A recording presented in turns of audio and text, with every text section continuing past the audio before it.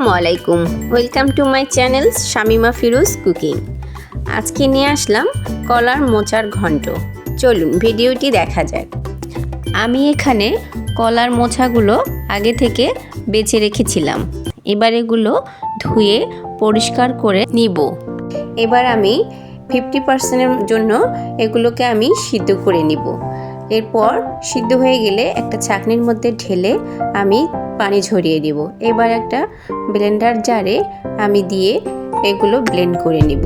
Blend করা হয়ে গিয়েছে। এরপর চুলোয় ফ্রাই প্যান বসিয়ে দিব। কিছুটা তেল দিয়ে দিব। তেল গরম হয়ে আসলে ফোড়নে দিয়ে দিব গোটা মশলা, তেজপাতা, দিয়ে দিব পেঁয়াজ কুচি। পেঁয়াজটা লাল হয়ে গেলে এর মধ্যে দিয়ে দিব আদা রসুনের পেস্ট।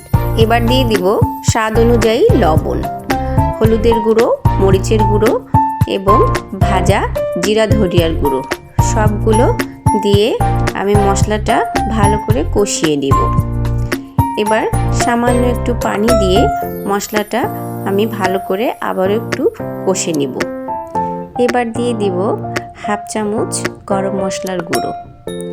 ভালো করে মশলাটা আবারও একটু পানি দিয়ে আমি মশলাটা কষিয়ে নেব। কষতে কষতে যখন মশলা থেকে তেল ছেড়ে দিবে, এর মধ্যে দিয়ে দিব বেটে রাখা কলার মোচাগুলো। ভালো করে মোচাগুলো আমরা কষবো। এখানে কোনো পানি দেয়া যাবে না। আমরা এটাকে কষতে কষতে একদম পানি শুকিয়ে ফেলব। আপনাদের কার কার এই মোচার ঘন্ট ভালো লাগে কমেন্ট করে জানাবেন। আমার অনেক ভালো লাগে গরম গরম ভাতের সঙ্গে খেতে। এভাবে আমি ভালো করে কষে নিচ্ছি।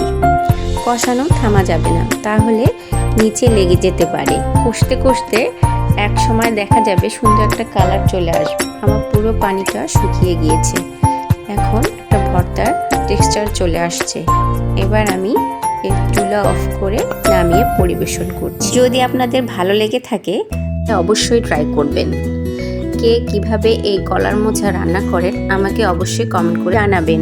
ভালো লাগলে সাবস্ক্রাইব করবেন। আসসালামু আলাইকুম, বাই বাই।